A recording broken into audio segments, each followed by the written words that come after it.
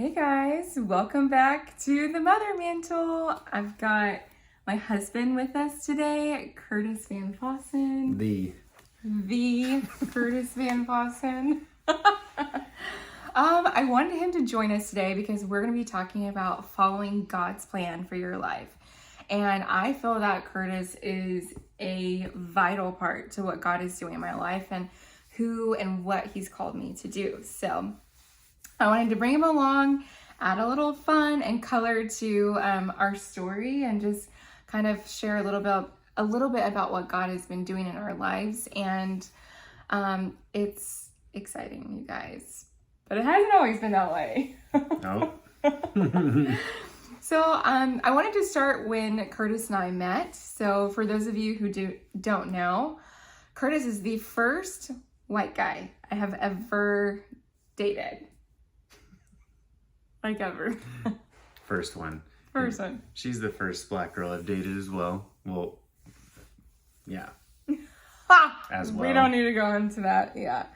But I say that only because that's really the first huge moment when we really felt like God was like bringing us together and for marriage. And we were both kind of like, wow, this is not what I thought it would look like, but it's so, so good. And so when Curtis and I met, we were both serving in youth, and he was preaching at a youth camp, and I was kind of like, okay. She saw the stature. Babe, okay. He did look good. He was wearing a black shirt similar to this, and I was like, oh, like, he's cute. I remember telling my sister, like, oh my gosh, like, Curtis is so cute. Like, he's so amazing, and I just saw him with like new eyes, I think. She didn't really like me before then, so. I thought he was a little like arrogant, and I was like, who is this guy, you know? But yeah, I mean, I felt like we just like fell in love quickly and just kind of knew pretty like soon that we were supposed to be together. And so, yeah, it was really just, and our wedding it was just a dream come true, I think, for both of us. Like, it was so beautiful. Like, all of our family was there, and it just felt like God ordained, you know? I just felt like God was just like blessing the moment and like blessing the union. And I just felt like he had brought us together, not just because we were like attracted to each other and we like hanging out with each other, but like really for like a purpose and a calling. And so, yeah, what happened after that, babe? We had our honeymoon. It was awesome. Okay. Honeymoon was amazing. But Hawaii, yeah. Waikiki Beach. The best time ever. We're no kids. Right. Okay. We love our kids, but. We do.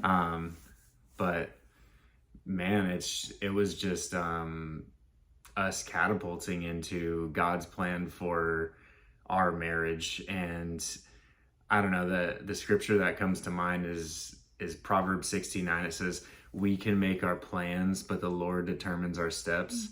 And I just feel like both of us, we had different plans for our life, you know, like thought we were going to marry a different race, you know, thought we were going to, I mean, you wanted to be in, well, I don't even know what. Like broadcasting. Yeah, she wanted to work for TMZ pretty much. And E-News at the time, right? And I don't even know what I wanted to do. I wanted to get my life right, was what it was. But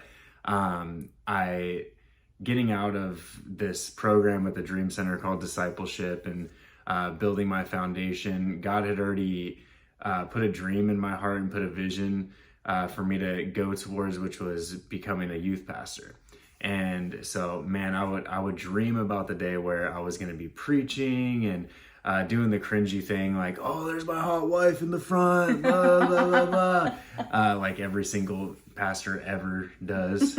I think I'm past that now, maybe. Yeah. It's not hot wife, it's beautiful wife. Oh, but yeah, like the thing was like we had these plans, and every single time that we would start to get comfortable with something, it just, God moved us to a different level, or moved us into a different season, so to speak. And it has been a ride, for sure. Like, shortly after we got married, I think it was literally, we got back from our honeymoon and we were literally made the youth pastors of the Dream Center in Los Angeles. Literally, we're tired. We just got off a flight the night before and we're up on stage and I'm like, what the heck is going on? Like, did this really just happen? They didn't even discuss it with us. They were just like, oh, these are your new youth pastors. And I mean, we were down for it, but we were just kind of like, oh, like super shocked. And man, it was like my dream. I was like, dude, I'm so excited for this. I've been preparing for this. I've been just doing everything that God has wanted me to do, specifically in that area so that I could be the most effective. And shortly after that, I mean, 2020, everything changed for everybody in churches and especially in youth ministries because of COVID. It was super hard Zoom meetings, these kids were like all about it for 2 meetings. Right. And you have to realize, like, we were in the middle of Los Angeles, like we were in the thick of like COVID shutdowns and stuff. So it wasn't even an option for us to like continue meeting or anything like that. Like, we were totally shut down. And so I think it really just kind of like put a halt to what we were doing. We had so much momentum with youth, and like Curtis said, it was like his literal dream like come true. And so I think that was super hard just to navigate. You know, we were newly married, just had a baby, and COVID happens, you know. Yeah. So yeah. And then where was I going? I guess like, you were just saying how like God just totally shifted us and like moved us in a different direction. Yeah, like this was mine and her dream, and we're literally living it. And like she was saying, so much momentum. And man, I just, every single time we had a service, kids were coming to the Lord, and man, these kids were even going out and doing their own thing and giving homeless people food. They, you know, were praying for their friends in school, and just like crazy revival was starting to happen. And COVID just kind of just rocked just everybody and everything. And it kind of led to a slowdown and trying to figure out like what to do, what to change. And we were slowly getting like back to normal, whatever that was. And I just remember watching one of our services online, and I just felt the Lord tell me it's time to go to Dallas. And I was like, no. Right. I'm like, no. And I remember being afraid to tell Bree, because I didn't actually like want to do it. And I'm like, man, we have the setup, you know, like I'm doing exactly what I want to be doing, and it just doesn't make sense right now, Lord. So I don't want to do it. Yeah. And I think people think like looking in that, oh, like everything was shut down in LA, like it was the easy move to leave and go to Dallas. But that like really wasn't the case for us, because we just had our community was there, all of our friends. We had like, we were just in like a really great like time and position at the Dream Center. And it was like, we love everyone there. And so it wasn't this like, oh, let's like skip out of LA. It was like a hard decision to make. And even though I'm from here, I'm from Dallas, like I was like, LA, like forever. I still miss it to this day. I really felt like I was gonna just like stay there forever. So it wasn't this like easy, like let's skip out, like let's go to Texas, the land of the free. Like it wasn't like that at all. They weren't wearing masks though. That was pretty cool. That was nice. But finding a job was like main concern, obviously, because I have to provide for my family. And she was pregnant with Bennett. And man, I applied at a lot of churches within our area, and thank God I didn't get a job at some of them. But this, okay, yeah, let me preface this. This is like our second biggest, like, okay, God, like, you're up to something and it's not what we think it is, because we're at this amazing ministry job and we're going to Texas. We're going to Dallas, Texas, which, if you don't know, it's like considered the Bible Belt of America. There's so many churches here. COVID, like, wasn't really a thing here. Like, so we're thinking in our mind, well, obviously Curtis is going to get another ministry job. Like, that's what, you know, makes sense. And we're going to move there and it's just going to all like flow like that. But work out perfect. And because of like the extreme circumstances and how I became a Christian and how I came from an addict past and been sober for almost 8 years now. And it's just like my identity, like coming to realize this, my identity was wrapped up in that I was supposed to be a pastor. And like, that was who I was. And God slowly kind of moved me out of, you know, like the ministry as a job, so to speak, and moved me into the marketplace, where I got my first corporate job in Dallas at Dow Tile, which is now where Bree works. Mm-hmm. And I recently switched my employers. I'm a roofer now, but it completely changed my outlook of what we're supposed to do with our faith. Mm-hmm. And like how we're supposed to make disciples. You know, Jesus didn't call us to just preach in churches and just pray for people in churches. Like, he called us to do life with people mm-hmm. everywhere. So that doesn't say, I mean, when I go to this corporate office, there was way more broken people than there were at the church, you know? And these broken people just like, they just need someone to listen, you know? They need someone to talk to them. They need the joy of the Lord. And it gave me a lot of ministry opportunities and just opportunities to like really build great relationships where I can just share my faith with people and just be unashamed of the gospel and just preach the good news, even though I'm not supposed to, you know, like in the middle of this corporate office be preaching or, you know, like not like I was on a stage or anything like that, but just kind of like preaching with the way that I lived.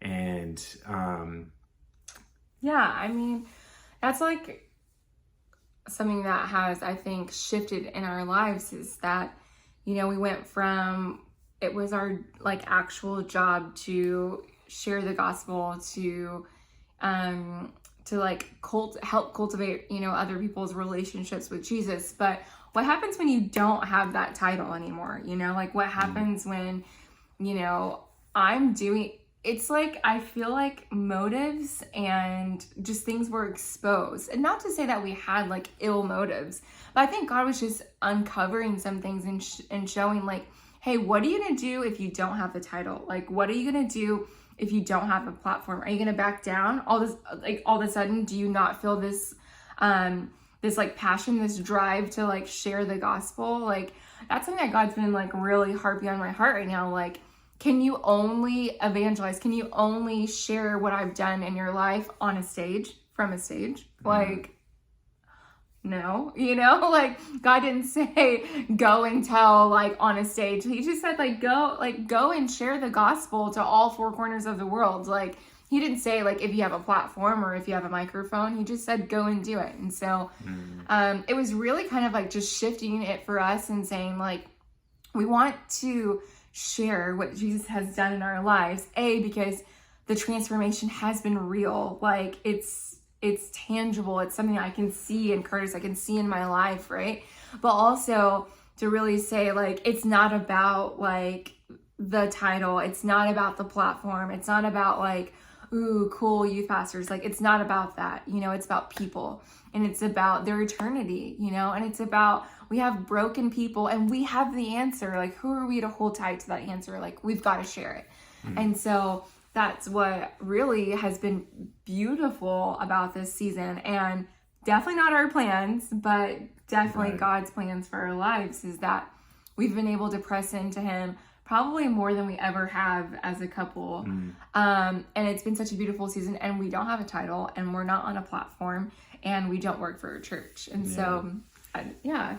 And also, like, if you guys are discrediting yourself, or maybe you've done something your whole life and you're like, man, this is what I'm supposed to do, don't be afraid to step out, you know, because you're excellent in this area, you're going to be excellent somewhere else too. So, like, as children of God, we're called to operate in excellence, you know, like, we're called to not be lazy, we're called to be hard workers. And so don't be afraid to step out and work hard and do something new. Yeah, it's so true, because it's like, you know, I guess this is just from our perspective coming from ministry into business, is that, you know, God can still teach you so many things and like grow you like as a child of God, in such like amazing ways. Like, I feel like I've been challenged in my faith more than I ever have in my entire life.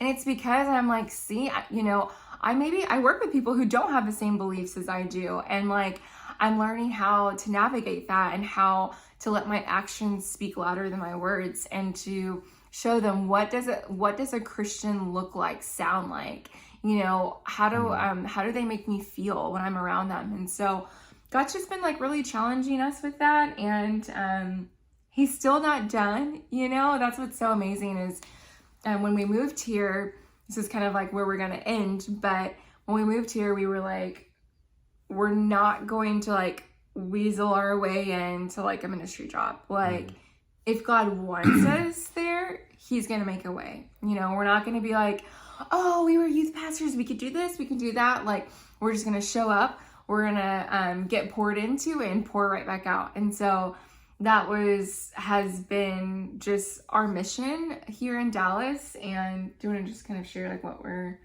we're at and what we're doing? And Yeah, so we're at a really awesome church. It's called Sea Life. We're at the Forney campus. And man, I just remember walking into this place, and it was still kind of like during COVID. And man, I was greeted with a hug. And this guy was just super excited to talk to me, super excited to meet us, and invited us into like marriage life group, which is now like we have groups of like amazing friends and married friends with kids. We're serving in this youth ministry. We're with some senior, it's a co-ed group. And man, it's just so fun. The kids are so awesome, and they're just like, I don't know, they really want to like listen, and they want to like have input, and they're just like hungry, and it's so cool to see. And I love being able to have both of us as a married couple kind of like pour into these kids and be examples for them. So yeah, that's pretty much. yeah, I mean, I just want to end with this, is that if you are faithful where you are, like, God knows where you are. He can find you. And promotion comes from the Lord. I know we hear that all the time. Promotion comes from the Lord. But it's so true. He will literally pluck you out of the crowd. And he's just looking for people who are diligent with the right heart, you know, and the right motives. And I think that's something that I'm just like we're seeing firsthand right now, you know, like God just opening up doors that just don't even make sense, you know, like we've been in Dallas for a little over a year now, which is crazy. And just the things that he's done already, we're just like, what? Like, bless us with the house and the jobs that we have and the church and the friends. And like, it's just, it feels like we're living that abundant life, you know? And so, and it's not anything, it's not, we're special, you know, it's not that we like have a ministry background. It's none of that. It's literally just laying down what you thought life should look like and saying, God, I want what you have for me. If it looks like work, you know, if it's not glamorous, like I want what you have for me. I want to be great and diligent where you have me. And so moms, if that's for you and you're at home in this season, be diligent, be excellent. Do, take care of your children as unto the Lord, And that goes for all moms. And if he has you at a job that you're just like, oh, like, why am I at this job? It doesn't make sense. Like, if he has you there right now, like, be excellent, stand out, bring him glory through your work. And so I just wanted to share that. I hope you should like watch this with your spouse and let us know what you think. Comment and let us know how God has just totally blown your plans out of the water, because he loves to do that, doesn't he?